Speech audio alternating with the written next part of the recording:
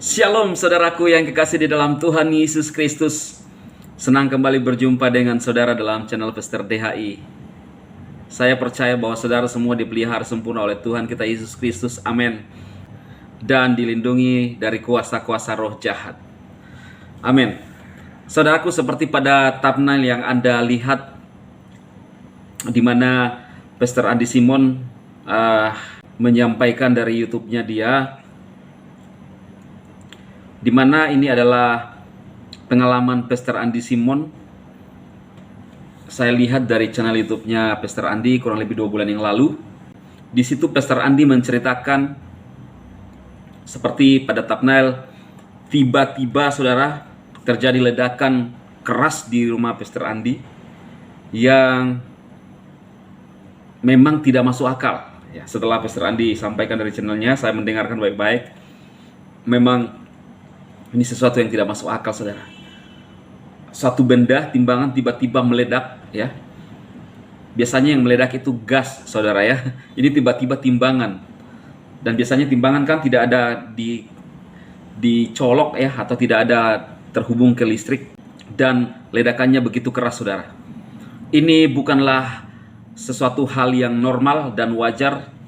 Tetapi kita tahu sebagai orang percaya ini adalah pekerjaan kuasa kegelapan yang juga disampaikan oleh Pastor Andi Simon.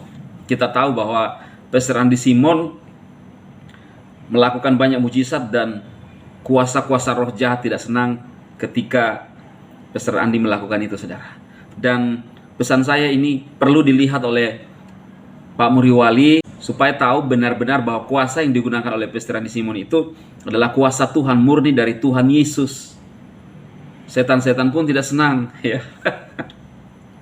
Kita perlu sebagai orang yang percaya tetap minta perlindungan Tuhan, saudara. Kita yang sudah di dalam anugerah Kristus mendapatkan anugerah dan perlindungan, sehingga sekalipun ada serangan-serangan musuh kita itu roh jahat, maka kita tetap dilindungi dan tidak mampan, saudara. Itu yang saya imani dan terjadi buat kita semua. Nah, langsung aja kita lihat yang disampaikan oleh Pastor Andi, saudara. Saudara-saudara sekalian, kemarin kurang lebih jam 3 subuh saat kami sedang sembahyang, sedang berdoa, di depan pintu di mana kami berdoa itu ada alat pengukur berat badan atau disebut timbangan. Timbangan ini bukanlah dari kaca, tetapi seperti plastik itu. Subuh sekitar jam 3, tiba-tiba meledak, bom, seperti meletus, bom gitu. Setelahnya kami melihat dan nampaklah seperti yang sudah muncul di thumbnail YouTube dan yang akan dimunculkan di thumbnail Facebook setelah live streaming ini selesai. Ketika Pastor Andi melihat ini bukan yang biasa, yang bisa ditelaah dengan logika, maka kami tidak membuang, kami juga berusaha untuk tidak menyentuh, karena sekalipun sudah meledak, hancur berkeping-keping, tapi hancurnya ini tidak tajam karena memang bukan dari kaca. Kalau kaca itu beling berbahaya, bisa tusuk ya kaki yang mengirim, karena ini dari plastik. Aneh, plastik ini bisa hancur seperti kaca beling, berkeping-keping, kecil-kecil. Maka Pastor, kami minta untuk dan disentuh, kalau bisa disapu saja, dimasukkan di dalam kotak atau di dalam kresek, simpan. Nanti kalau misalnya ada yang mau mengujinya atau mau menceknya, bisa dicek ya, supaya ini tritra menjadi tritra yang terukur dan bisa ditelaah lebih jauh. Kenapa bisa terjadi? Nah, silahkan menelaah yang memang spesialis yang bisa mengerti. Tetapi bagi saya sebagai hamba Tuhan, mengerti betul bahwa peperangan sesungguhnya di dalam doa in Jesus name itu bukan melawan darah dan daging, tetapi melawan penghulu-penghulu udara, roh-roh jahat. Roh jahat itu mau bikin sakit, mau bikin mati, dan mau bikin binasa.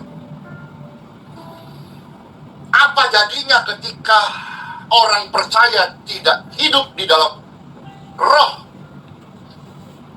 keimanan kita? Itu adalah kehidupan kita. Amin.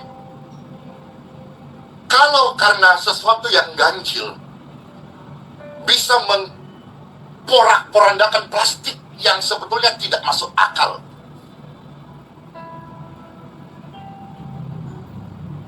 ini kalau sampai merupakan sebuah kiriman, baik itu santet, teluh, kalau bahasa Sulawesi ada opo-opo, doti-doti. Kalau dikirim pizza sih enak, dikirim pangsit mie B2 nyok-nyang hauce. Tapi kalau dapat kiriman-kiriman yang tidak lazim ini, apa jadinya kalau tidak hidup di dalam iman? Iman itu kehidupan, bukan teori. Bisa saja pembuluh darah pecah.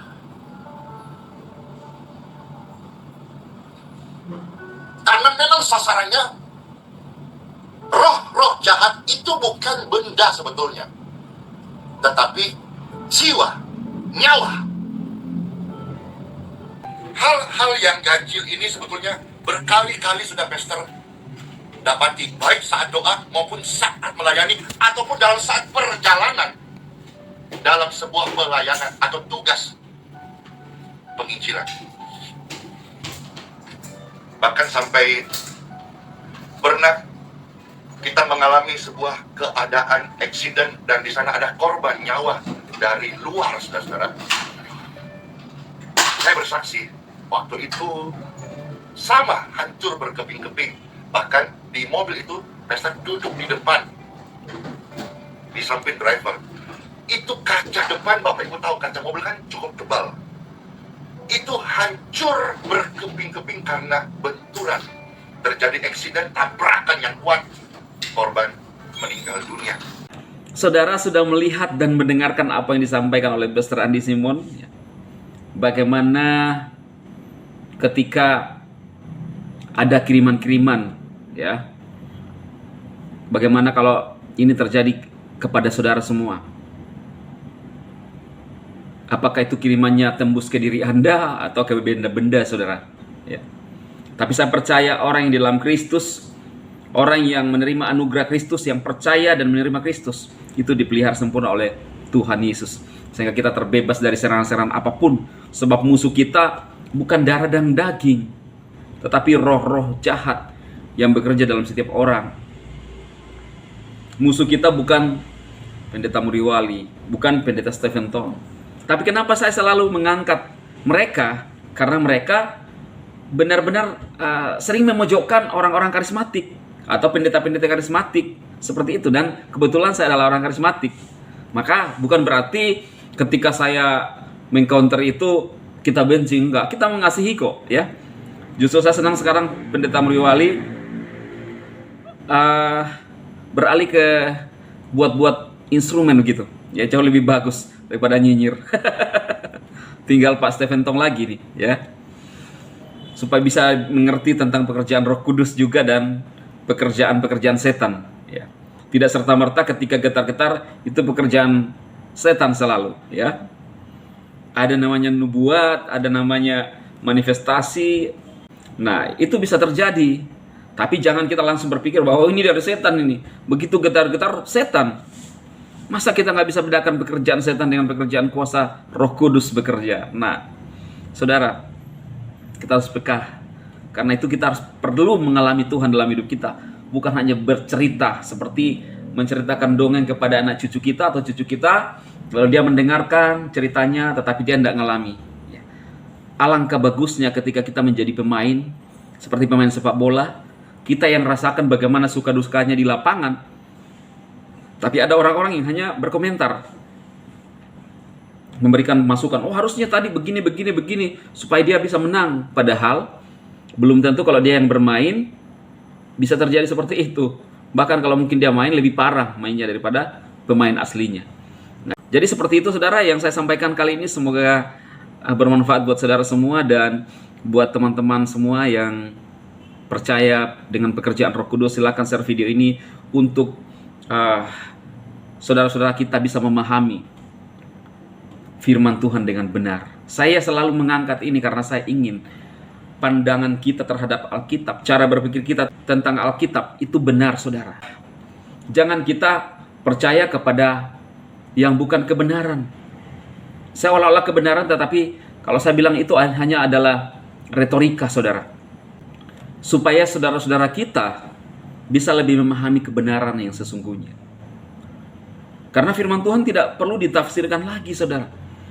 Ada bagian-bagian yang memang tidak perlu ditafsirkan, tapi itulah firman Tuhan. Seperti Roh Kudus, pekerjaan Roh Kudus, terima Roh Kudus, tidak perlu ditafsirkan lagi. Tuhan mau naik ke surga, mengirimkan Roh Kudus untuk kita, ya kita perlu terima. Tidak perlu ditafsirkan lagi. Ya, tidak perlu masuk ahli-ahli begini-begini, enggak. Jadi firman Tuhan adalah di atas segalanya. Kalau terjadi manifestasi ketika getar-getar, ya memang itu kondisi yang memang harus terjadi. Atau tiba-tiba Anda mengalami jamahan kuasa Roh Kudus dan getar-getar, tidak perlu Anda berpikir, kok saya getar-getar ya? Jangan-jangan ini dari iblis, atau dari mana begitu? Enggak. Kalau Anda percaya kepada Tuhan, minta Roh Kudus kepada Tuhan, itu hanya reaksi aja, hanya bagian dari reaksi. Jangan menyalahkan gerejanya, jangan menyalahkan pendetanya, karena cara Tuhan, karunia Tuhan berbeda untuk setiap hamba Tuhan. Ya, semoga video ini bermanfaat buat teman-teman semua dan kebenaran ini bisa mencerahkan kita untuk lebih mengerti tentang kebenaran firman Tuhan. Tuhan memberkati saudara semua. Amin.